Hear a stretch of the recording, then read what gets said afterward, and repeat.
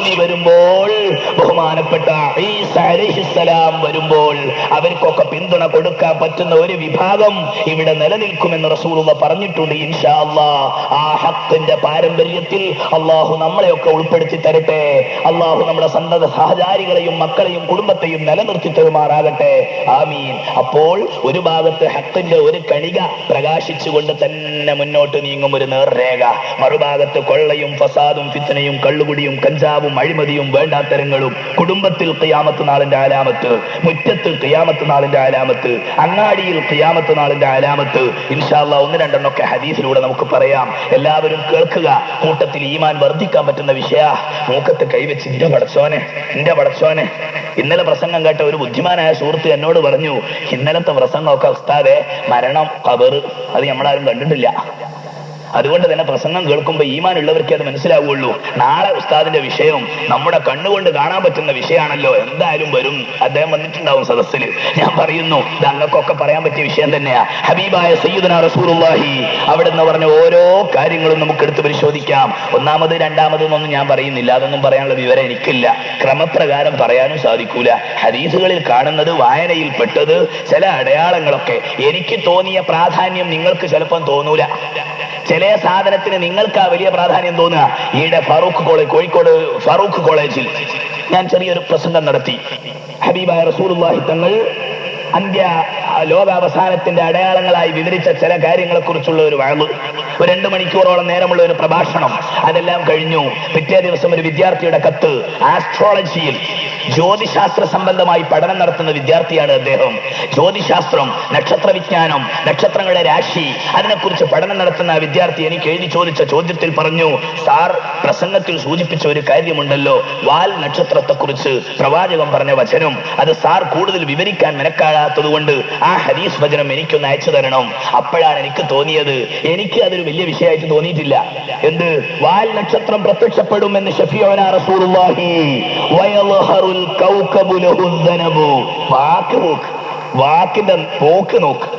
വയൽഹറുൽ കൗകബു, നക്ഷത്രം പ്രത്യക്ഷപ്പെടും, ലഹു അദ്ദനബു, അതിന് വാലുണ്ട്. വാൽ നക്ഷത്രം എന്ന് കൂട്ടി പറയല്ല, വാലുള്ള നക്ഷത്രം. ഇതിന് അങ്ങനെ അല്ലാതെ അർത്ഥവും വേറെ വെക്കാൻ പോലല്ല. പക്ഷെ ഞാൻ അന്ന് അവിടെ വെച്ച് പ്രസംഗിക്കുമ്പം പറഞ്ഞു, അതിന്റെ മാന എനിക്ക് അറിഞ്ഞുകൂടാ, അതിന്റെ ഭാഷാർത്ഥം ഞാൻ മനസ്സിലാക്കിയെടുത്തോളം എത്രയാണ്, ബാക്കി കാര്യം അള്ളാഹുവിന് അറിയാം. എന്നാൽ ഒരു ആസ്ട്രോളജി വിദ്യാർത്ഥിക്ക് അതൊരു പ്രശ്നമാണ്. 1500 കൊല്ലം മുമ്പ് ഇസ്ലാമിന്റെ റസൂല് അറേബ്യയിലെ മരുഭൂമിയിൽ വെച്ച് അനുയായികളോട് വാൽ നക്ഷത്രത്തിന്റെ വെളിപാടിനെ കുറിച്ച് പറഞ്ഞിട്ടുണ്ടെങ്കിൽ ഇന്നഹു റസൂലുള്ളാഹി ഹഖാ, അത് അല്ലാഹുവിന്റെ റസൂലാണ്. അപ്പോൾ ഓരോരുത്തർക്കും പ്രാധാന്യം. മത്തിക്കച്ചവടക്കാർക്ക് മത്തിക്കച്ചവടത്തിനെ പറ്റി വല്ലതും നബി പറഞ്ഞിക്കണോന്ന ആലോചന. അങ്ങനെ ഉണ്ടോ പൈസ? എന്നാ അതൊന്ന് എഴുതിയെടുത്ത് തരണം, ഫോട്ടോസ്റ്റാറ്റ് എടുക്കണം, നമുക്ക് അവിടെ മീൻ ചന്ത വെക്കണം എന്ന് പറയും. അതുകൊണ്ട് സദസ്സ് വിലയിരുത്തൽ എങ്ങനെയാന്ന് എനിക്ക് അറിഞ്ഞൂടാ. 300ഓളം നമ്പറുകൾ അൽഹംദുലില്ലാ ഞാൻ എഴുതി ശേഖരിച്ചിട്ടുണ്ട്. 300ഓളം നമ്പറുകൾ, ഖിയാമത്ത് നാളിനോട് അനുബന്ധിച്ച അടയാളങ്ങൾ. ഇന്ന് ഞാൻ അതിൽ നിന്നൊരു 30ഓ 20ഓ പറയും ഇൻഷാ അല്ലാഹ്. അത് ഏറ്റവും പ്രധാനമാണോ? അല്ലേ? പ്രധാനം ആപേക്ഷികമാണ്. എനിക്ക് വലിയ പ്രധാനമായി തോന്നി, നിങ്ങൾക്ക് പ്രധാനമായി തോന്നൂല.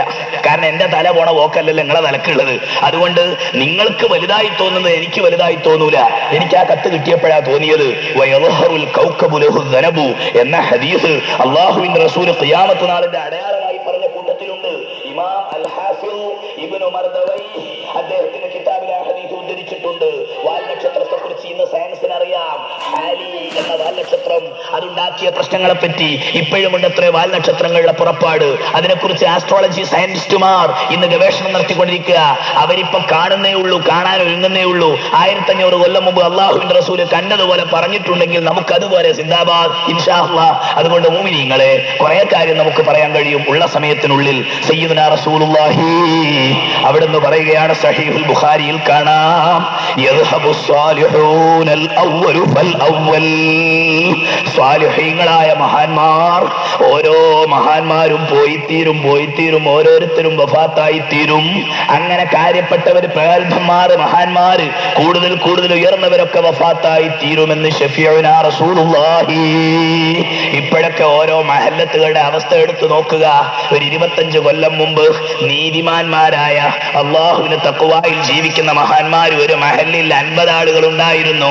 ആ തലമുറ മരിച്ചപ്പം 5 ആളുകൾ ആളുകൾ പോലും കാണുന്നില്ല. അവരും കൂടി മരിച്ചാൽ പിന്നെ ഉള്ളത് ആരാന്നറിയോ? നമ്മളൊക്കെ തന്നെയാ. പിന്നെ വലിയ സ്വാലിഹ്യങ്ങൾ എന്ന് പറയും. നെടുമ്പന പോയാൽ കുറുമ്പന നെടുമ്പന എന്ന രംഗത്ത് നമ്മളൊക്കെ സ്വാലിഹ്യങ്ങളായി ഉയരുകയാണ് ഇപ്പോൾ. സ്വാലിഹ്യങ്ങൾ അവർ ക്രമമനുസരിച്ച് അവർ ഓരോരുത്തരും മഹാന്മാര് നേരത്തെ പോയി തീരും.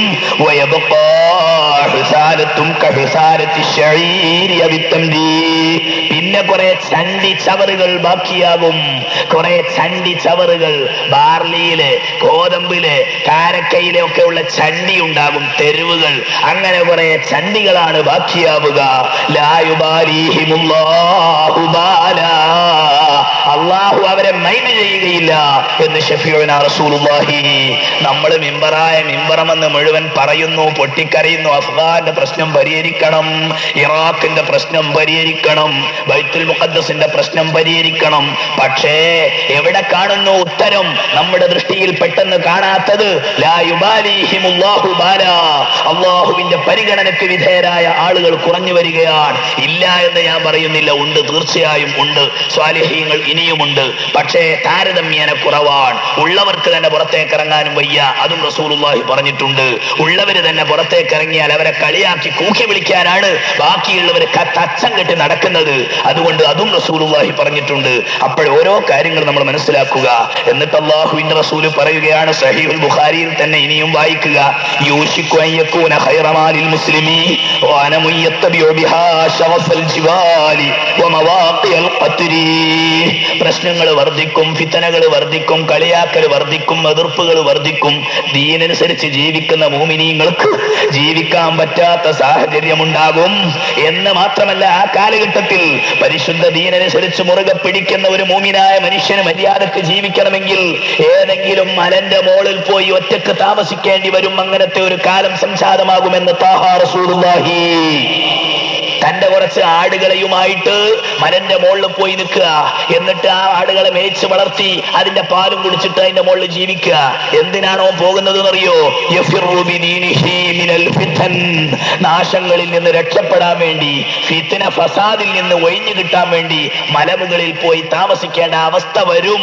വന്നിട്ടുണ്ടോ ഇല്ലേ എന്നൊക്കെ നിങ്ങൾക്ക് ഞാൻ പ്രശ്നം വിട്ടുതരുന്നു. നമുക്കൊക്കെ കണ്ണുകൊണ്ട് കാണാൻ പറ്റുമല്ലോ അള്ളാഹുവിന്റെ റസൂല് പറഞ്ഞ ഓരോ കാര്യങ്ങൾ. ഇനി ഏകദേശം 13 നമ്പർ ഇട്ടുകൊണ്ട് ഒരു പ്രസംഗമുണ്ട്.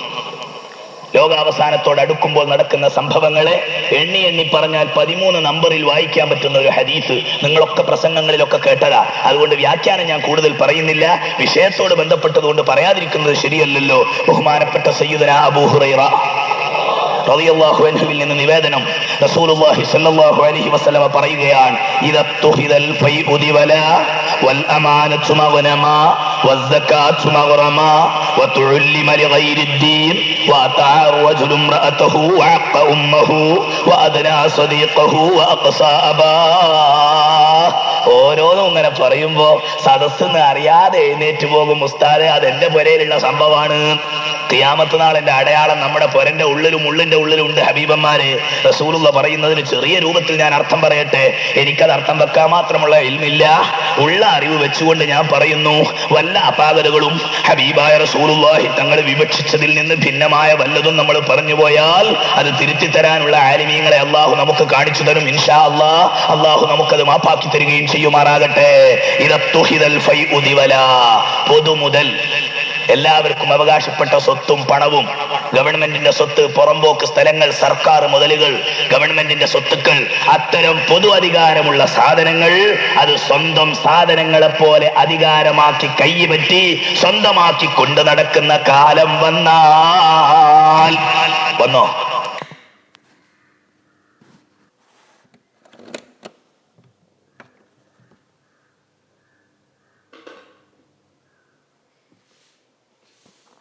പോവുക, സുക്രാമിനെ കാണുക. കേരളത്തിലുള്ളവരുടെ പേര് മലയാളത്തിൽ പ്രസംഗിക്കാൻ എനിക്ക് ഭയമുള്ളത് കൊണ്ട് ഞാൻ മിണ്ടുന്നില്ല. പൊതുമുതലുകൾ എല്ലാവർക്കും ഒരുപോലെ ഉപയോഗിക്കാൻ അവകാശമുള്ള, അധികാരമുള്ള അത്തരം സ്വത്തുക്കളെ സ്വന്തം സ്വത്ത് പോലെ ഉപയോഗിക്കുക, അവനവന്റെ കാര്യത്തിന് വേണ്ടി ഉപയോഗിക്കുക. എന്നിട്ട് 1500 സാരി, 1500 സെറ്റ് സാരി, എത്ര അല്ലേ? 15,000 അല്ലേ? അല്ലോ, അത് ശരി. അങ്ങനെ ഞാൻ കുറച്ചൊക്കെ നന്നാക്കാൻ വേണ്ടി പറഞ്ഞതായിരുന്നു. 15,000 സെറ്റ് സാരി, ചെരുപ്പിന്റെ കഥ വേറെ. ഇതൊക്കെ ഒറ്റ പെണ്ണിനാ പറഞ്ഞത് എങ്കിൽ അതവിടെ ഇരിക്കട്ടെ. വൽ അമാനത്തു മഗ്നമാ, ആരെങ്കിലും സൂക്ഷിക്കാൻ തന്നത്, ആരെങ്കിലും ഏൽപ്പിച്ചു തന്ന സാധനങ്ങളെ പോലുള്ള അമാനത്ത് സ്വത്തുക്കൾ അതൊക്കെ എന്റേതാണെന്ന് പറഞ്ഞുകൊണ്ട് തിരിച്ചു കൊടുക്കാതെ ഗനീമത്ത് മുതലുപോലെ സ്വന്തം കൈപ്പടയിൽ ഒതുക്കുന്ന കാരണവന്മാരും ജന്മിമാരും കുടിപ്പാടവകാശത്തിന്റെ പേരിൽ സമരം നടത്തുന്ന തൊഴിലാളികളും അവരൊക്കെ വരുന്ന കാലവും വന്നാൽ വൽ അമാനത്തും അവനമാ. 20 ഹെക്ടർ ഭൂമിയുള്ള ഒരു മുതലാളി 10 സെന്റ് ഭൂമി ഒരു പ്രത്യേക അടയാളപ്പെടുത്തി ഒരാളെ അവിടെ താമസിപ്പിക്കുന്നു. ഇജ്ജ് അവിടെ താമസിച്ചോ, സ്ഥലം എനിക്കുള്ളതല്ല, സ്ഥലം എന്റേതാ, പക്ഷെ എന്റെ പുരയിൽ എനിക്ക് താമസിക്കാം, ഈ 10 സെന്റിലെ തേങ്ങ എനിക്ക് വലിക്കാം, സ്ഥലം എന്റേതാണ്, എന്റെ പറമ്പ് നോക്കുന്നതിന് നിനക്ക് ഇവിടെ താമസിക്കാം. 5 കൊല്ലം അവൻ അവിടെ താമസിച്ചാൽ പിന്നെ പറമ്പോ എന്റേതാ. വൽ അമാനത്തും അവനമാ, അവനെ ഏൽപ്പിച്ച് നോക്കാൻ കൊടുത്ത ഒരു വീടും പറമ്പും അത് അവന്റെ സ്വത്തായ ഗനീമത്തും അതുപോലെ പിടിച്ചെടുക്കുന്നു. അതിന് കോടതിയിൽ പോയാലും അവന് അനുകൂലം, സമരക്കാരും അവന് അനുകൂലം. അതിനെന്താ പേര്? കിടപ്പാടവകാശം എന്നല്ലല്ലോ, എന്തോ ഒരു പേരില്ലേ, കുടികിടപ്പവകാശം. പല പേരുണ്ട്, പല സമരങ്ങളും ഉയർത്തേനേറ്റ് വന്നിരിക്കുന്നു. അങ്ങനെ ജന്മിമാരുടെ സ്വത്ത് 10 സെന്റ് വേറെ ഏതെങ്കിലും സാധുക്കൾക്ക് കിട്ടുന്നതിന് എനിക്ക് വിരോധമുണ്ടോ ഇല്ല എന്നുള്ളതല്ല പ്രശ്നം. പിന്നെ ആമുഖമായി ഞാനൊരു കാര്യം പറയാം. റസൂലുള്ളാഹി പറഞ്ഞ ഈ സാധനങ്ങളും കാര്യങ്ങളും ഒക്കെ നടക്കും. അത് ചിലത് ഹറാമായ സംഗതികളൊന്നും ആവൂല, അത് ആദ്യം പഠിച്ചു വെക്കണം. ചിലത് ഹറാമായ സംഗതികളൊന്നും ആവൂല, നടക്കും എന്ന് റസൂലുള്ളാഹി പറഞ്ഞിട്ടുണ്ട്. അത് നടക്കുന്നത് നമ്മൾ കാണുന്നുണ്ട് എന്നല്ലാതെ. പിന്നെ ചില ആൾക്കാരുണ്ട്, ഈ വാഴ് കേട്ടാലും കുഴപ്പമുണ്ട്, എന്താ പറയാ, ഒക്കെ വിലങ്ങനെയാണല്ലോ നമ്മുടെ സമുദായം ചിന്തിക്കുക. കള്ളുകുടി വർദ്ധിക്കും, വരാൻ പോകുന്ന നമ്പറാ. കള്ളുകുടി വർദ്ധിക്കും. വെള്ളമൊക്കെ കഴിഞ്ഞ് തിരിച്ചു പോകുമ്പോ ഒരു ചെറുപ്പക്കാരൻ മറ്റവന്റെ തോളിൽ കൈ വെച്ചിട്ട്, വാടോ പോക്കരെ, എങ്ങോട്ട്, ഇവിടെ കുറച്ച് മോന്തുക, കുറച്ച് കുടിക്കുക. എന്തേന്ന് വെച്ചു? അല്ല, വാള് കേട്ടില്ലേ, റസൂലുള്ള പറഞ്ഞതല്ലേ, നമ്മൾ കുടിച്ചിട്ട് വിജയിപ്പിക്കണ്ടേ, ഖിയാമത്ത് നാളിനോട് സഹകരിക്കണ്ടേ. അതുകൊണ്ട് നമ്മളൊന്ന് കുടിച്ചിട്ട് സജീവാവുക. ഏതായാലും റസൂലുള്ള പറഞ്ഞത് വിജയിപ്പിക്കൽ നമ്മുടെയും എന്റെയും നിന്റെയും ബാധ്യതയല്ലേ എന്ന് നമുക്ക് പറയാ. ഇങ്ങനെ നെഗറ്റീവ് വിലയിരുത്തൽ സുഹൃത്തെ, ഞാൻ പറയുന്നത് തമാശയല്ല, ഈ രൂപത്തിലാവരുത് നമ്മുടെ ചിന്ത. ഇതിൽ റസൂലുള്ള പറഞ്ഞ ചില കാര്യങ്ങൾ ഖിലാഫുൽ ഔലയാണ്, നല്ലതല്ലാത്ത സംഭവങ്ങളാണ്. ചിലതൊക്കെ നല്ലതോ മോശപ്പെട്ടതോ നല്ല നടക്കും അങ്ങനെയൊക്കെ എന്ന് അല്ലാഹുവിന്റെ റസൂൽ പറഞ്ഞിട്ടുണ്ട്. അതെന്താ ഏതാന്നൊക്കെ പറയുന്നതിന് മുൻപ് അങ്ങനെ നടക്കുന്നുണ്ട് ഇന്ന് ഖിയാമത്ത് നാളിലേക്കുള്ള സൂചനകളായി നമുക്കത് വിലയിരുത്താനും കഴിയും എന്ന് നാം അതിനെക്കുറിച്ച് മനസ്സിലാക്കുക. സക്കാത്ത് പാവപ്പെട്ടവർക്ക് അവകാശപ്പെട്ട സ്വത്ത്, മുതലാളിമാരുടെ പണത്തിന്റെ കീഴിൽ, അവരുടെ ബാങ്ക് ബാലൻസിൽ, അവരുടെ സ്വത്തിൽ, അവരുടെ പോക്കറ്റിൽ കുടിശ്ശികയായി അവശേഷിക്കുന്ന കാലവും വന്നാൽ, അത് വന്നിട്ടുണ്ടോ എന്ന് മുതലാളിമാരെമ്പാടുമുള്ള രാജ്യത്ത് ഞാൻ പ്രസംഗിക്കേണ്ടതില്ല. പാവപ്പെട്ട മുസ്ലിമീങ്ങൾ കഴിഞ്ഞുകൂടുന്ന രാജ്യത്ത് ഇന്ന് നമ്മുടെ മുസ്ലിമീങ്ങളിലുള്ള മുതലാളിമാർ അവർക്ക് അല്ലാഹു കൊടുത്ത സ്വത്തിന്റെ സക്കാത്ത് കണക്കനുസരിച്ച് കൊടുക്കുകയാണെങ്കിൽ നമ്മുടെ മലപ്പുറം ജില്ലയിൽ ഒരൊറ്റ മുസ്ലിമും പാവപ്പെട്ടവനായി കഴിഞ്ഞുകൂടേണ്ടി വരില്ല. കോടിക്കണക്കിന് രൂപയുടെ ആസ്തിയുള്ള മുതലാളിമാർ അവർക്ക് അല്ലാഹു കൊടുത്ത സ്വത്തിന്റെ 2.5% എന്ന ഇസ്ലാമിക നിയമപ്രകാരമുള്ള സക്കാത്ത് കൊടുക്കാൻ മെനക്കെട്ടിരുന്നെങ്കിൽ ഒരൊറ്റ പാവപ്പെട്ടവൻ മുസ്ലിമീങ്ങളുടെ കൂട്ടത്തിലുണ്ടാകുമായിരുന്നില്ല. അത് കൊടുക്കാതെ കുടിശ്ശികയായി, കൊടുക്കേണ്ടവർക്ക് അവകാശപ്പെട്ട മുതലായിട്ട് മുതലാളിമാരുടെ കയ്യിൽ കുടിശ്ശികയായി സക്കാത്ത് കൊടുക്കപ്പെടാതെ നിലനിൽക്കുന്ന കാലവും വന്നാൽ എന്ന് ശഫീഉനാ റസൂലുള്ളാഹി വതുഉല്ലിമ ലിഗൈരിദ്ദീൻ, ദീനീ ലക്ഷ്യം ഇല്ലാതെ ഇൽമ് പഠിക്കുന്ന കാലവും വന്നാൽ, നഊദുബില്ലാ, അല്ലാഹു നമ്മളെയൊക്കെ കാത്തുരക്ഷിക്കട്ടെ. പലപ്പോഴും നമ്മളൊക്കെ പ്രതിക്കൂട്ടിലാകുന്ന വിഷയങ്ങളാണ്. ഈ വിഷയം പ്രസംഗിക്കാൻ ധാർമ്മികമായി എനിക്ക് യാതൊരു അവകാശവുമില്ല എന്ന് ഞാൻ ഭയപ്പെടുന്നു. കാരണം ഈ പറയുന്ന പല കാര്യങ്ങളിലും ഞാനും നിങ്ങളുമൊക്കെ അറിയാതെയും അറിഞ്ഞും പ്രതികളായി പോകുന്നവരാണ് സുഹൃത്തുക്കളെ. ഇൽമിന്റെ കാര്യം, അല്ലാഹുവിന്റെ ദീനിന്റെ വിഷയം, അത് ഇൽമിന്റെ ലക്ഷ്യത്തിന് വേണ്ടിയല്ലാതെ ദീനിന്റെ ലക്ഷ്യത്തിന് വേണ്ടിയല്ലാതെ പഠിക്കുക, പഠിപ്പിക്കപ്പെടുക. നീ എന്തിനാ പഠിക്കുന്നത്? ഞാൻ പഠിക്കുന്നത് അഫ്ളലുൽ ഉലമ എൻട്രൻസിനാണ്. എന്തൊക്കെയാ പേപ്പർ? ഖുർആൻ, അൽ ബഖറ, അൻ-നഹ്ൽ, ആല ഇമ്രാൻ, പിന്നെ ബുഖാരി, മുസ്ലിം. എന്തിനാ എനിക്ക് പേപ്പർ കിട്ടിയ തൊട്ടടുത്ത് തന്നെ ഒരു സ്കൂളിലുണ്ട്, മാനേജ്മെന്റിന്റെ വാപ്പൊക്കെ തന്നെയാണ്. അതുകൊണ്ട് അവിടെ ഒരു മനുഷ്യയായി കയറിയ 12,000 റുപ്യ ശമ്പളം കിട്ടും. അതിനു വേണ്ടിയാ ഖുർആൻ പഠിക്കുന്നത്, അറബി മനുഷ്യയാവാൻ. അറബി മനുഷ്യയാകുന്നത് 4,000 രൂപ ശമ്പളം കിട്ടി ജോലി കിട്ടാൻ. ഇങ്ങനെ ഖുർആനിക വിജ്ഞാനം പോലും കേവലം സർട്ടിഫിക്കറ്റിന് വേണ്ടി പഠിക്കുന്ന കാലം. ദീനീ ലക്ഷ്യമല്ലാത്ത ലക്ഷ്യം ഇൽമു പഠിക്കുന്നവർക്കുണ്ടാവുക.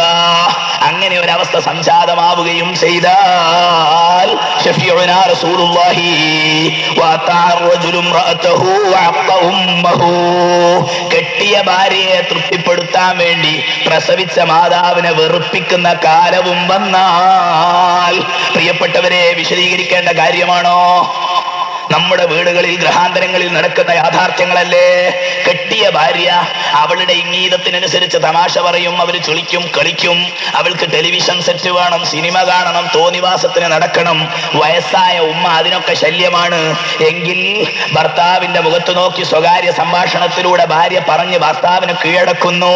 നമുക്ക് തൽക്കാലം ഉമ്മനെയും ബാപ്പനെയും ഇവിടെ ആക്കിയിട്ട് നമുക്ക് വേഗം ഒരു പുതിയ വീടെടുക്കാം, അവിടെ ടെലിവിഷൻ സെറ്റ് വെക്കാം, നമുക്ക് അവിടെ നിന്ന് സിനിമക്ക് പോകാം, നമ്മുടെ ലക്ഷ്യം ഇവിടെ വെച്ച് നടക്കാത്തതുകൊണ്ട് ഉമ്മാനെയും ബാപ്പാനെയും തൽക്കാലം ഇവിടെ ആക്കി നമുക്ക് പോകാമെന്ന് പറയുമ്പോ ഭർത്താവ് പിറ്റേ ദിവസം 10 സെന്റ് ഭൂമി വാങ്ങുന്നു.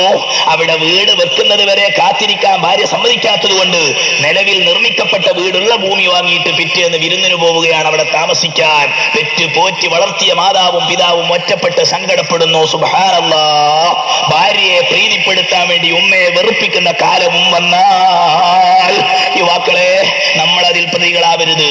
ഇത്തരം കാര്യങ്ങൾ ഓരോന്നും നമുക്ക് ആരോഗ്യകരമല്ലാത്തത് കേൾക്കുമ്പോൾ ഇൻഷാ അല്ലാഹ് ഞാൻ അതിൽ കുടുങ്ങുകയില്ല എന്നുള്ള ഒരു ഉറപ്പാണ് അത് കേൾക്കുമ്പോൾ നമുക്കൊക്കെ ഉണ്ടാകേണ്ടത്.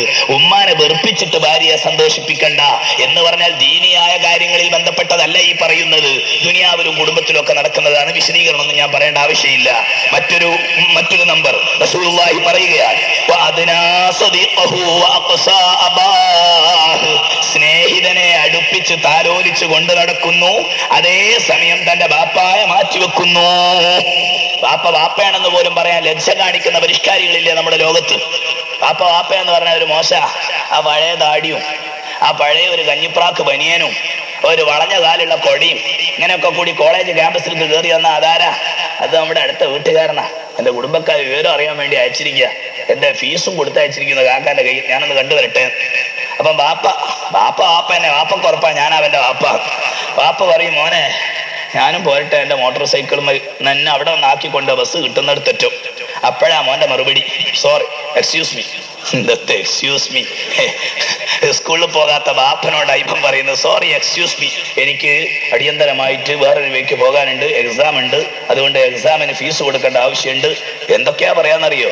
ടൈം ടേബിളിന് പൈസ വേണമെന്നൊക്കെ പറഞ്ഞിട്ട് ബാപ്പാനെ പറ്റിക്കുന്ന മക്കളെ ദുനിയാവിലല്ലേ പ്രസംഗിക്കുന്നത്. എന്നിട്ട് പറയും, ബാപ്പ ഇവിടുന്ന് ബസ് അങ്ങോട്ട് കയറിക്കോ, എനിക്ക് അടിയന്തരമായിട്ട് പ്രിൻസിപ്പൽ ഒന്ന് കാണാനുണ്ട്. എന്തിനാ? മൂപ്പരുടെ ഒരു കൂട്ടുകാരൻ സിനിമയ്ക്ക് പോകാൻ വേണ്ടിയിട്ട് ഫ്രീ ലിഫ്റ്റ് ചോദിച്ചു വെച്ചിട്ടുണ്ടാവും മോട്ടോർ സൈക്കിളിന്റെ പിന്നില്. ആ കൂട്ടുകാരനെ കയറ്റണമെങ്കിൽ തന്തപ്പിടിനെ കയറ്റരുത്, തന്തപ്പിടിനെ മാറ്റി വെക്കണം. അതാ പറയുന്നത്, സ്നേഹിതന്മാരെ കൂടെ കൊണ്ട് നടന്ന് കളിക്കാൻ വേണ്ടി ബാപ്പായെ മാറ്റിവെക്കുന്ന കാലം വന്നാൽ, സുഹൃത്തുക്കളെ, ഗൗരവത്തോടെ ചിന്തിക്കേണ്ട പ്രശ്നങ്ങളാണ്. ഉമ്മയെയും ബാപ്പയെയും വെറുപ്പിച്ചുകൊണ്ട് മക്കൾ വിലസുന്ന ഇന്നത്തെ കാലഘട്ടത്തിലെ പുതിയ സംസ്കാരം, യൂറോപ്പിന്റെ ഈ ഛർദ്ദിച്ച സംസ്കാരം ഇന്ന് കേരളത്തിലും വർദ്ധിച്ചു വന്നിരിക്കുകയാണ്. ഇപ്പോഴല്ലേ ഈയിടെ പത്രത്തിൽ വായിച്ചു, കേരളത്തിൽ വൃദ്ധന്മാർക്കും വൃദ്ധകൾക്കുമുള്ള കരുണാലയങ്ങളും വൃദ്ധസദനങ്ങളും വർദ്ധിച്ചു വരികയാണ്. കരുണാലയം എന്ന് പറഞ്ഞാൽ എന്താ പറയുക സംഗതി? വയസ്സന്മാരെ ചേർക്കാനുള്ള ബോർഡിങ്. കേരളത്തിൽ കുറെ തുടങ്ങിക്കണ്, 2 ഉണ്ട്, കരുണാലയങ്ങളും വൃദ്ധസദനങ്ങളും. വൃദ്ധസദനങ്ങൾ എന്ന് പറയുന്നുണ്ടെങ്കിൽ വയസ്സന്മാരെ ഫീസ് കൊടുത്തിട്ട് ചേർത്തുക, കരുണാലയങ്ങൾ എന്ന് പറഞ്ഞാൽ ഫീസ് കൊടുക്കാതെ പാർപ്പിക്കുക എന്ന് പറഞ്ഞാൽ അഗതി അനാഥ വന്നിന് ഒന്ന് ബോർഡിങ് മദ്രസയും. എനിക്ക് ചിലപ്പോൾ തോന്നിപ്പോവുകയാണ്, കമാ റബ്ബയാനി സഗീറാ, എന്റെ ബാപ്പ പണ്ട് കാലത്ത് എന്നെ നോക്കാൻ സമയമല്ല, എന്റെ അമ്മക്കും എന്നെ നോക്കാൻ സമയമല്ല, അതുകൊണ്ട് അവര് 8ാം വയസ്സിൽ എന്നെ പിടിച്ച് കൊണ്ടുപോയിട്ടിട്ട് ഒരു റെസിഡൻഷ്യൽ സ്ഥാപനത്തിലാക്കി. അതിന് പകരം ഖദാ വീട്ടാൻ ഒരൊറ്റ മാർഗ്ഗേ ഉള്ളൂ. 40 വയസ്സായ ബാപ്പ തൽക്കാലം എന്റെ വീട്ടിൽ ശല്യമാണ്, ടെലിവിഷൻ സെറ്റിലോട്ട് മൗലൂദ് എന്ന വാപ്പനെ പറ്റൂല, അതുകൊണ്ട് കിടക്കട്ടെ ഇലാ ഹളറത്തി വൃദ്ധസദനം, അവിടെ കൊണ്ടാക്കുക. എന്നിട്ട് ഈയിടെ തൃശ്ശൂരുള്ള ഒരാള് ഖത്തറിൽ ചെറിയ പര്യടനത്തിൽ എന്നോട് പറഞ്ഞു, ഫൈസി സാർ, ഞാൻ എന്റെ ഡാഡിയെ അവിടെ കൊണ്ടാക്കിയിരിക്കുക. എന്നിട്ട് ആ ചെറുപ്പക്കാരൻ പറയാണ്, ഇപ്പോഴ് ഒരു ചെറിയ ഹോം നഴ്സിനെയും കൂടെ ഞാൻ ആക്കി കൊടുത്തിരിക്കുക, ഒരു 700 രൂപ കൂടെ അധികം കൊടുക്കണം, ബാപ്പാനെ പരിചരിക്കാൻ വേണ്ടി ഒരു ഹോം നഴ്സിനെയും കൂടി വെച്ച്. ഞാൻ വലിയ ആളാണ്, ഞാൻ എന്റെ ബാപ്പനോടല്ല റഹ്മത്തുള്ള ആളാണ്. സ്വന്തം കെട്ടിയ ഭാര്യയും കുട്ടികളുമുള്ള വീട്ടിൽ ഉമ്മനെയും ബാപ്പനെയും പോറ്റാൻ മടിച്ചിട്ട് വെറുത്തിട്ട് വിഷമിച്ചിട്ട് ആ പാവപ്പെട്ട വയസ്സന്മാരെ അവിടെ കൊണ്ടാക്കി പാർപ്പിക്കുന്ന സാംസ്കാരിക ചുരുക്കെതിരെ സംസാരിക്കാൻ എവിടെയോ സാഹിത്യകാരന്മാർ, എവിടെ സാംസ്കാരിക തമ്പുരാക്കന്മാർ? വൃദ്ധസദനങ്ങളെയും കരുണാലയങ്ങളെയും തച്ചടച്ചിട്ട് ആ വയസ്സന്മാരെ പിടിച്ചുകൊണ്ടുപോയി മക്കളെ കൊണ്ട് ഇടയിൽ കൊണ്ടുപോയി താമസിപ്പിക്കാൻ സർക്കാരും സുപ്രീം കോടതിയും നിയമം പാസാക്കേണ്ടിയിരിക്കുന്നു. ഇസ്ലാം പറയുന്നത് അതാ, വഖദാ റബ്ബുക അല്ലാ തഅബുദു ഇല്ലാ ഇയ്യാഹു വബിൽ വാലിദൈനി ഇഹ്സാനാ. എന്നിട്ട് ഖുർആൻ പറയുകയാണ് മാതാപിതാക്കൾക്ക് സ്നേഹവും കാരുണ്യവും കാണിക്കണമെന്ന് പറഞ്ഞ ഖുർആൻ അതേ അർത്ഥത്തിൽ പിന്നെയും പറയുകയാണ്, ഇമ്മാ യബ്ലുഗന്ന ഇൻദകൽ കിബറ അഹദുഹുമാ ഔ കിലാഹുമാ. ഞാൻ ചെറുപ്പത്തിലൊക്കെ ഓതുന്ന സമയത്ത് എന്തിനാ ഇങ്ങനെയൊക്കെ വളഞ്ഞ് തിരിഞ്ഞ് എടങ്ങേറാക്കിയിട്ടൊക്കെ പറഞ്ഞത് എന്ന് സംശയിച്ചിരുന്നു. എന്താ അതിന്റെ അർത്ഥം? ഇമ്മാ യബ്ലുഗന്ന ഇൻദകൽ കിബറ അഹദുഹുമാ ഔ കിലാഹുമാ. നീ ഉള്ള സമയത്ത് നിന്റെ ഉമ്മയ്ക്കും ബാപ്പയ്ക്കും വാർദ്ധക്യം പ്രാപിച്ചാൽ, അതല്ലെങ്കിൽ നിന്റെ ഉമ്മയ്ക്ക് മാത്രം വാർദ്ധക്യം പ്രാപിച്ചാൽ പ്രത്യേകം സ്നേഹം കൊടുക്കണമെന്നാ ഖുർആൻ പറയുന്നത്.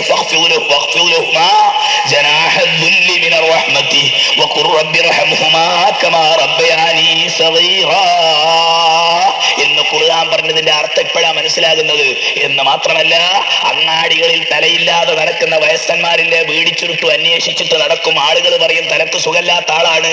അങ്ങനെ കക്കാടങ്ങാടിയിൽ ചെമ്മാടങ്ങാടിയിൽ നടക്കുന്ന ഏതെങ്കിലും അഡ്രസ് ഇല്ലാത്ത വയസ്സന്മാരുണ്ടെങ്കിൽ പ്രിയപ്പെട്ടവരെ, കേരളത്തിലെ ഏതോ ഒരു മകന്റെ ബാപ്പയാണത്, സംശയമുണ്ടോ?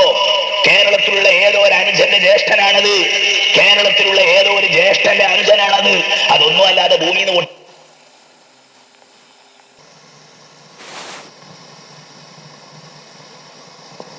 ലോകം അവസാനിക്കാൻ ഇനി കൂടുതൽ കാത്തിരിക്കണ്ട.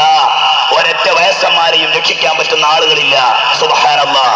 ഞാൻ വ്യാഖ്യാനം കൂടുതൽ പറഞ്ഞാൽ ഖിയാമത്ത് നാളാവൂല. കാരണം കുറച്ചൊന്നും അല്ലല്ലോ പറയാനുള്ളത്. ഞാൻ വളരെ ചുരുക്കി പറയട്ടെ സുഹൃത്തുക്കളെ. അല്ലാഹുവിന്റെ റസൂൽ പറയുകയാണ്, പള്ളികളിൽ അനാവശ്യ ബഹളം പ്രത്യക്ഷപ്പെടുകയും ചെയ്താൽ, പള്ളികളിൽ അനാവശ്യ ബഹളം, അനുവദനീയമല്ലാത്ത സംസാരങ്ങളിലുള്ള ഒച്ചപ്പാടുകൾ, പരിശുദ്ധമായ ജുമാ ഖുതുബ അത് ഇസ്ലാമിന്റെ ആധികാരികമായ ഒരു ഇബാദത്താണ്. 2 റക്അത്ത് നിസ്കാരം, ളുഹറിന് പകരം 4 ഉള്ളത്, അന്ന് 2 ജുമാ നിസ്കാരം, 2 ഖുതുബയാണ്. അത് അറബിയിലുള്ള ഇബാദത്താണ്. അത് റസൂലുള്ളയും സഹാബത്തും പൂർവ്വകാല മുഅ്മിനീങ്ങളും പഠിപ്പിച്ച രൂപത്തിലാകണം. അറബി അല്ലാത്ത രൂപത്തിൽ ജുമാ ഖുതുബയുടെ ആ സമയത്ത് ആ സ്ഥാനത്ത് മലയാളത്തിൽ സംസാരിക്കുന്നത് ബഹളം എന്നാണ് അതിന്റെ പേര്, ലൗദ് എന്നാണ് അതിന്റെ പേര്. ഇസ്ലാം ദീനിന്റെ സ്വഭാവത്തെ ചെരുപ്പിനൊപ്പിച്ച് കാല് മുറിക്കുന്ന തോന്നിവാസം എന്നാണ് അതിന് പേര്. അതും ഈ കൂട്ടത്തിൽ പെടും, യാതൊരു സംശയവുമില്ല. പള്ളികളുടെ പരിശുദ്ധിക്ക് യോജിക്കാത്ത രൂപത്തിൽ പള്ളികളിൽ ബഹളം ഉയരുക, കമ്മിറ്റിക്കാരുടെ ഒച്ചപ്പാടുകൾ, അതിന്റെ പേരിൽ സ്റ്റണ്ടുകൾ, ഗ്രൂപ്പിസത്തിന്റെ പേരിലുള്ള അടിപിടികൾ. സുബ്ഹാനല്ലാഹ്, നമ്മളൊക്കെ പ്രതിക്കൂട്ടിൽ കയറുകയാണ്. വളരെയധികം ഗൗരവത്തോടുകൂടി കാണുക. അത് പറയുമെങ്കിൽ പേടിന്റെ പഠിച്ചവനെ കുറെ മഹല്ലുകൾ ഒന്നായിട്ട് കൂടിയ വയല്ല. അത് ഹബീബന്മാരെ, തൽക്കാലം ഞാൻ ഈ വിഷയത്തിൽ നിന്ന് തിരൂരങ്ങാടി പഞ്ചായത്തിനെ ഒഴിവാക്കിയിരിക്കുന്നു. പറയാ, ഒരു വാർഡിന്റെ നേതാവായി വരുന്നതാണ് ഫാസിഖുഹും, അവരിൽപ്പെട്ട തോന്നിവാസിയായ തെമ്മാടി. ഞാൻ അതിനർത്ഥം വെച്ചതാണ്. അവിടെ അല്ലാഹുവിന്റെ റസൂൽ ഒരു മഹലിന്റെ എന്നല്ല പറഞ്ഞിരിക്കുന്നത്, കബീല എന്നാ പറഞ്ഞത്. അത് ഗ്രാമപഞ്ചായത്ത് എന്നതിന്റെ മായന. അന്നിപ്പോ എന്താ പൈസ അങ്ങനൊക്കെ പറയണത്, നാളത്തെ വാഴ ഞങ്ങൾ മുടക്കും, എന്നാലും ഇന്നത്തെ കേൾക്കുമല്ലോ, ബേജാറൊന്നുമില്ല. ഒരു കാര്യം പറയാം, ചൂട്ടുപിടിക്കാനും പാള വെക്കാനും അഴിമതിക്ക് വേണ്ടി നടക്കുന്ന കുറെ ആൾക്കാർ ഇന്ന് ലോകത്ത് നടക്കുന്നുണ്ട്. അവരെ പറ്റിയാ പറഞ്ഞത്, നിങ്ങളെ പറ്റിയല്ല ഹബീബന്മാർ. നിങ്ങൾ ആ സ്വഭാവത്തിൽപ്പെട്ടവരാണെങ്കിൽ നിങ്ങളെ പറ്റി എന്നെ പറഞ്ഞത്. പിന്നെ ഞാനെ പേടിക്കണം, നിങ്ങൾ ആ സ്വഭാവം ഉള്ളവരല്ലെങ്കിലോ നിങ്ങളെ പറ്റിയല്ല പറഞ്ഞത്. അല്ലോ, നിങ്ങൾ വളരെ പരിശുദ്ധരാണ്, അത്യുന്നതന്മാരായി വാഴും നിങ്ങൾ. അതല്ല നിങ്ങൾക്ക് ഈ സ്വഭാവം ഉണ്ടെങ്കിലോ നിങ്ങൾ തന്നെ ഇതിന്റെ ആൾക്കാരും. ഞാൻ പറയാതിരുന്നിട്ട് കാര്യമുണ്ടോ? നാളെ എടുത്തോട്ടെ, അല്ലാതെ പറയാതിരിക്കണോ?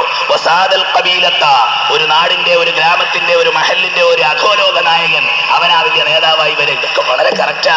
ഫാസിഖും അവരുടെ തമ്മാടി ബോംബെ നടത്തുന്ന ആരാ? ബാൽഠാക്കറെ നടത്തണം, ശിവസേനക്കാരൻ നടത്തണം. എന്താ കാര്യം? വസാദൽ ഖബീലത്ത ഫാസിഖുഹും, അവിടുത്തെ ഏറ്റവും വലിയ തമ്മാടിയായിരിക്കണം അവിടുത്തെ രാജാവായി വരേണ്ടത്. അങ്ങനെ ഒരു മാറ്റം വരുമെന്ന് ഷഫീഉനാ റസൂലുള്ളാഹി വകാന സഈമൽ ഖൗമി അർദലഹും.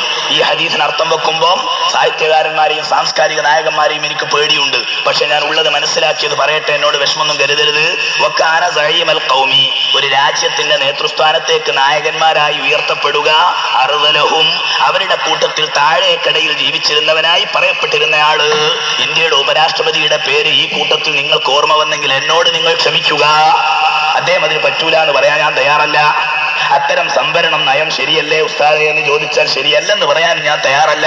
പക്ഷേ അങ്ങനെ ഒരു സംഭവം നടക്കുമെന്ന് അല്ലാഹുവിന്റെ റസൂൽ പറഞ്ഞിട്ടുണ്ട്. ഓരോ രാജ്യത്തെയും താഴേക്കടയിലുള്ള ആളുകൾ എന്ന് പറഞ്ഞാൽ അവകാശമുള്ളതോടുകൂടി തഴയപ്പെട്ടവരെന്നല്ല അതിന്റെ അർത്ഥം. അറുതൽ എന്ന അർത്ഥം മുത്തഅല്ലിമീങ്ങൾ വാക്കി പഠിച്ച വാക്ക് ഞാൻ പറയുന്നില്ല. അറുതൽ എന്ന് പറഞ്ഞിട്ടുണ്ടെങ്കിൽ താഴ്ന്നവൻ രാജ്യത്തിന്റെ നായകനായി ഉയർത്തപ്പെടുക. എങ്കിൽ കുടുംബപരമായ വേരുകളൊക്കെ ഭരണസാരഥ്യത്തിലൊക്കെ സ്ഥാനം വഹിക്കുന്ന ഘടകങ്ങളാണ്. ഇത് പറയാതിരിക്കാൻ നിർവാഹമില്ല. ഈ ജാതീയത ഇസ്ലാമിന് യോജിച്ചതല്ല, ഒരിക്കലും ഇസ്ലാം അത് അംഗീകരിക്കുകയുമില്ല. അതേ സമയത്ത് ഒരു കാര്യം നമ്മൾ മനസ്സിലാക്കണം, ഓരോന്നിന് പറ്റുന്നത് ഓരോരുത്തരാൾ, അതിനൊക്കെ ഓരോന്നുണ്ട്. ഇന്നലിൽ ഈമാനി ബുയൂത്തൻ വ ഇന്നലിൽ നിഫാഖി ബുയൂത്തൻ ഷഫീഉനാ റസൂലുള്ളാഹി. അതൊക്കെ വെച്ച് അർത്ഥം വെക്കാൻ കഴിയുന്നവർ വ്യാഖ്യാനിച്ചു ഇൻഷാ അല്ലാഹ്. അപ്പോൾ താഴേക്കടയിലുള്ളവരൊക്കെ വലിയ വലിയ നേതാക്കന്മാരായി വാഴ്ത്തപ്പെടുന്ന സമയം ചില ആളുകളെ അവരുടെ ഫിത്നയും ഫസാദും ഭയന്നിട്ട് അവരെ അഡ്വൈസറി ബോർഡ് ചെയർമാനാക്കി വെക്കേണ്ടി വരുന്ന കാലഘട്ടവും വന്നാൽ, അതിന്റെ അർത്ഥം ഞാൻ പറഞ്ഞത്, ചില ആളുകൾ ആദരിക്കപ്പെടുക, ബഹുമാനിക്കപ്പെടുക. എന്തിന്? അയാളുടെ ഇൽമ വിചാരിച്ചിട്ടല്ല, മഹാഫത്ത് ശരീഹി, കാക്കാന്റെ ഫിത്ന പേടിച്ചിട്ട്. അതുകൊണ്ടല്ലേ അഡ്വൈസറി ബോർഡ്, ഒരു ചെറിയ ബോർഡ് തന്നെ ഇപ്പം ദുനിയാവിൽ ഉണ്ടാക്കിയിരിക്കുന്നത്. അഡ്വൈസറി ബോർഡ്, പിന്നെന്തെന്നാ അങ്ങനത്തെ കുറെ സുപ്പീരിയർ പവറുകൾ. ആ പവറുകളൊക്കെ വെച്ചത് എന്തിനാണെന്നറിയോ? ആചാര്യ ഞങ്ങളെ തെരഞ്ഞെടുത്തുകിട്, എന്നാലും തിരിയൂല ഈ ആചാര്യക്ക്. എന്നെ ദീനൊക്കെ കൂടി അവർ ജാക്കി വെച്ചതൊന്നും തിരിയൂല. അതല്ല തമാശ. അപ്പോഴൊരാളുടെ ഷെറിനെ പേടിച്ച കാരണത്താൽ അയാളെ ബഹുമാനിക്കേണ്ടി വരുന്ന അവസ്ഥ വരിക. ഇത് ഖിയാമത്ത് നാളിന്റെ അലാമത്താണെങ്കിൽ, ഇന്ന് നമ്മുടെ രാജ്യങ്ങളിൽ മുഴക്കെ കാണപ്പെടുന്നതുമാണെങ്കിൽ ഞാൻ കൂടുതൽ പറയുന്നില്ല. സംഗീതോപകരണങ്ങളും അതുമായി പാട്ടും പാടി നടക്കുന്ന, ഗീതങ്ങൾ നടത്തുന്ന ഗായികമാരും കാരികമാരും രംഗത്ത് വരികയും ചെയ്താൽ വ്യാഖ്യാനം ആവശ്യമില്ല. ദിനപത്രങ്ങളുടെ 1-ാം പേജിന്റെ ഏറ്റവും മുകളിലുള്ള പത്രത്തിൽ ഔറത്ത് മുഴുവൻ കാണിച്ചുകൊണ്ട് മുസ്ലിം പെൺകുട്ടികളായ കാഥികമാരുടെ സംഗീതോപകരണവുമായി പാട്ടും പാടി നടക്കുന്ന പെൺകുട്ടികളുടെ പരസ്യം കൊടുക്കുന്ന കാലത്ത് ജീവിക്കുന്ന മുഅ്മിനീങ്ങളെ, സംഗീത ഉപകരണങ്ങളും സംഗീതത്തിന്റെ പേരിൽ ഉറഞ്ഞു തുള്ളുന്ന പ്രാസന്മാരും അതും പാടി നടക്കുന്ന പെണ്ണുങ്ങളും രംഗത്ത് വന്നാൽ, സുബ്ഹാനല്ലാഹ്, സഹസ്രാബ്ദങ്ങളുടെ പൈതൃകവും സംസ്കാരവും സൂക്ഷിക്കുന്ന ഇന്ത്യയിൽ അമേരിക്കയിൽ നിന്ന് ഒരു ഭ്രാന്തം വന്നു. കഴിഞ്ഞ മാസം മൈക്കിൾ ജാക്സൺ അലൈഹിസ്സലാം ആരോ ചൊല്ലിയോ നോക്കി,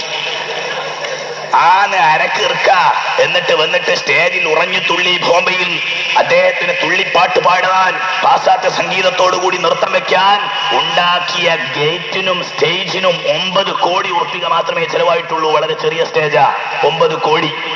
ഇന്ത്യയിൽ അമേരിക്കയിൽ നിന്ന് വന്ന യൂറോപ്പിന്റെ ഒരു കള്ളൻ പാട്ടുപാടി കുലുങ്ങിച്ചിരിക്കാൻ 9 കോടിയുടെ സ്റ്റേജ് ഉണ്ടാക്കി കൊടുത്ത ഇന്ത്യ രാജ്യത്തിന്റെ അധപ്പതനം എവിടെ എത്തിപ്പോയി? നമ്മൾ ഭാരതമേ നാണിക്കുക, ഇന്ത്യൻ സംസ്കാരമേ ലജ്ജിക്കുക. നമ്മുടെ അവസ്ഥ യൂറോപ്പിന്റെ അടിമത്വം. അതും റസൂലുള്ളാഹി പറഞ്ഞിട്ടുണ്ട്. അതും പറഞ്ഞിട്ടുണ്ട്, ലതത്തബിഉന്ന സുനന മൻ കാന ഖബ്ലകും ശിബ്റൻ ബിശിബ്രിൻ വദിറാഅൻ ബിദിറാഇൻ. നിങ്ങളുടെ മുൻഗാമികളായ യഹൂദികളും നസ്രാനികളും യൂറോപ്പ് അവരുടെ കുത്തകയാണ്, അജമികളാണ് അവർ. അവരുടെ എല്ലാ സംസ്കാരവും അവരുടെ ചാണിന് ചാണായി മുഴത്തിന് മുഴമായി നിങ്ങൾ കൊണ്ട് നടക്കുക. അവർ ടൈ കുടിക്കെങ്കിലും നിങ്ങളും ടൈ കൊടുക്കുക. ചില മനുഷ്യന്മാരൊക്കെ തൂങ്ങിച്ച അതൊക്കെ കൂടി കുടിക്കിട്ട് ഇങ്ങനെ നടക്കുക, ടൈ കൊയ് എന്നിട്ട് ഇങ്ങനെ നടക്കുക. ഇന്ന് ഞാൻ കണ്ടു RICയുടെ മുമ്പിലൂടെ ഞാൻ പോകുമ്പോൾ, കോഴിക്കോട് RIC എഞ്ചിനീയറിംഗ് കോളേജ്, അതിന്റെ 12 മണിക്കാണ് ഞാൻ അതിലൂടെ കവർ ചെയ്തത്. അപ്പോഴാ കാണുന്നത് ഒരു കൂട്ടം ചെറുപ്പക്കാർ എന്തോ ഒരു കളിന്നറിയോ. കളി കണ്ടപ്പോ ഞാൻ പറഞ്ഞു, ഇവര് കളി തന്നെ എത്ര ഇഖ്ലാസ് ഉള്ളവരാണെങ്കിൽ കാര്യത്തിൽ എന്ത് ഇഖ്ലാസ് ഉണ്ടാവും. കാരണം 12 മണിക്കാ നട്ടുച്ചക്ക് കളിക്കല്ലേ ക്രിക്കറ്റ്. അതെന്താ സംഗതി എന്നറിയോ? വെള്ളക്കാരൻ നേരം വെളുത്ത് 12 മണിക്കാ ഉണരല്. ഓന്റെ ഉറക്കൊന്ന് ഒഴിവായി കിട്ടി തണുപ്പൊന്ന് മാറിക്കിട്ടാൻ വേണ്ടി ഓൻ 12 മണിക്കാ കളിച്ചത്. ഇപ്പോഴത്തെ ക്രിക്കറ്റ് ഭ്രാന്തന്മാരായ നമ്മുടെ മക്കൾ വിചാരിച്ചു ക്രിക്കറ്റ് എന്ന കളിയുടെ അപാത സുന്നത്തപ്പെട്ടതാ ഉച്ചക്ക് കളിക്കൽ. എന്നിട്ട് വിയർത്തൊഴിച്ച് പച്ചരി വാങ്ങാൻ വകല്ലാത്ത വാപ്പാന്റെ മക്കൾ വെയിൽ കൊണ്ട് കളിക്കുന്ന ഭ്രാന്തയെ നിന്റെ പേരോ കേരളം? ക്രിക്കറ്റ് അവിടെയല്ലേ നമ്മൾ എത്തിയത്. അതൊക്കെ പഴമക്കാർ, യൂറോപ്യന്മാർ, ജൂതന്മാർ, ക്രിസ്ത്യാനികൾ, അവരുടെയൊക്കെ സംസ്കാരത്തിന്റെ പിന്നാലെ മുസ്ലിം കുട്ടികൾ ഓടിപ്പോകുന്ന അവസ്ഥ മുസ്ലിമീങ്ങളിൽ ഉണ്ടാകുമെന്ന് ശഫീഉനാ റസൂലുള്ളാഹി വശരിബത്തിൽ ഖുമൂർ, കള്ളുകുടി വ്യാപകമാവുകയും ചെയ്താൽ മറ്റൊരു ഹദീസിൽ കാണാം കേട്ടോ, വശരിബത്തുമുൽ ഖുമൂറ ഫീ നാദിക്കും. നിങ്ങൾ അത് എഴുതി വെക്കുക, ഇതെല്ലാം ഹദീസിലുള്ളതാ വശരിബത്തുൽ ഖുമൂർ. വേറെ ഒരു ഹദീസിൽ ഇമാം ഇബ്നു മർദവി ഉദ്ധരിച്ചത് വശരിബത്തുമുൽ ഖുമൂറ ഫീ നാദിക്കും, ഇമാം ദൈലമിയും ഉദ്ധരിച്ചിട്ടുണ്ട്. മാന്യന്മാർ ഒരുമിച്ച് കൂടുന്ന സ്ഥലത്ത് വെച്ച് നിങ്ങൾ കള്ളു കുടിക്കാൻ തുടങ്ങിയാൽ, ക്ലബ്ബ്, നാദി എന്ന് പറഞ്ഞ ക്ലബ്ബ് ക്ലബ്ബ് എന്ന് പറഞ്ഞാൽ മാന്യന്മാരും പ്രമുഖന്മാരും പണക്കാരും ചൂടാട്ടത്തിനു വേണ്ടിയും കളിക്കും വേണ്ടി ഒത്തൊരുമിച്ച് കൂടിയിരിക്കുന്ന കേന്ദ്രങ്ങൾക്കാണ് നാദി. അതിന്റെ ഇംഗ്ലീഷിലെ പേരാണ് ക്ലബ്ബ്. എങ്കിൽ ഓരോ രാജ്യത്തും ഓരോ ക്ലബ്ബുകൾ, അതിൽ പണക്കാരുടെ തറവാട്ടുകാരുടെ ഹാജിയന്മാരുടെ നേതാക്കന്മാരുടെ മക്കൾ പോയി ഇരുന്നിട്ട് പരസ്യമായി കള്ളു കുടിക്കുകയാണ് റമദാൻ മാസത്തിൽ പോലും. ഇന്നാലില്ല